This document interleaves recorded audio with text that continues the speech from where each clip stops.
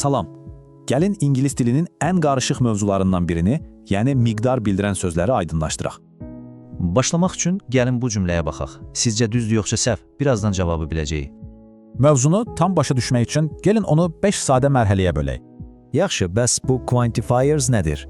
Sadəcə bir şeyin miqdarını, sayını göstərən sözlərdir. Buradakı ən əsas qayda sayılan və sayılmayan isimləri bir-birindən ayırt etməkdir. İndi isə başlayaq ilk cütlükdən hər yerdə qarşımıza çıxan some və any. Some sözünü adətən təsdiq cümlələrində istifadə edirik ya da kiməsə nəsə təklif edəndə.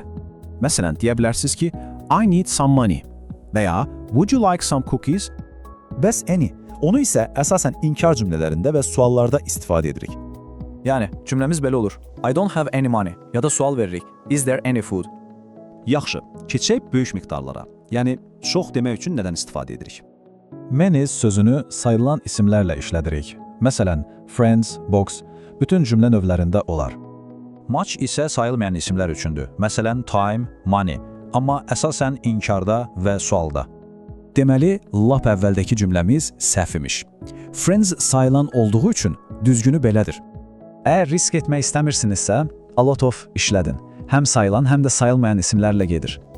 Yaxşı, bəs az miqdarları necə deyirik? Bunun üçün a few və a little var. A few-nu sayılan isimlərlə işlədirik. A little isə sayılmayanlarla. İkisi də təsdiq cümlələrində.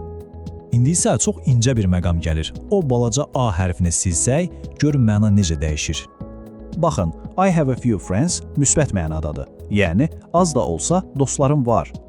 A olmadan I have few friends isə negativdir. Demək olar ki, heç dostum yoxdur kimi səslənir. Eyni məntiq a little üçün də keçərlidir. She has a little money, yəni biraz pulu var. Amma she has little money desək, bu onun demək olar ki, heç pulu olmaması deməkdir. Məna tam dəyişdi. Bütün bu dediklərimizin qısa xülasəsi də bu cədvəldədir. Bunu bir yaddaş vərəqi kimi saxlaya bilərsiniz. Bu qədər. İndi bu qaydaları bildiyinizə görə danışığınızda daha təbii səslənmək üçün hansından başlayacaqsınız?